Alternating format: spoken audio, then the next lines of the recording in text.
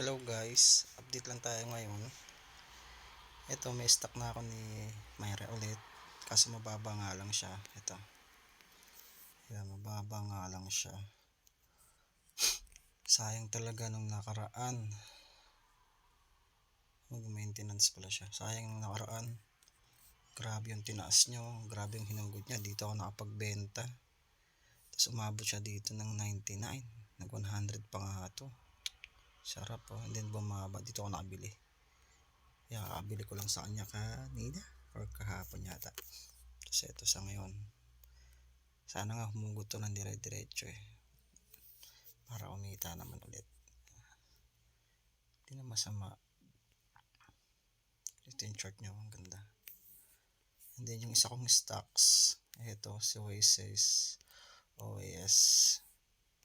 Hindi masyadong bumabatak. Medyo mababa siya. Trade tayo. Oasis. Ito yung chart nya.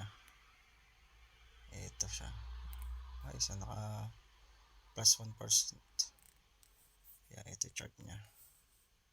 Ayan, ito yung chart nya. Maayos din naman kaso mababa nga lang yung nito. Dito pala ako bumili. Pinakilala sa akin ni Albert nito Kakapakilala niya pa lang sa akin nito. So, yun, binili ko na rin siya.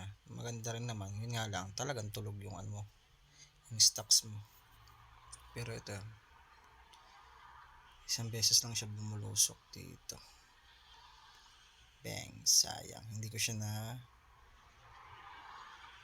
na pag siya nabantayan. Pero kung nabantayan ko ito, makakabenta ako. So, yun lamang po yung update natin guys.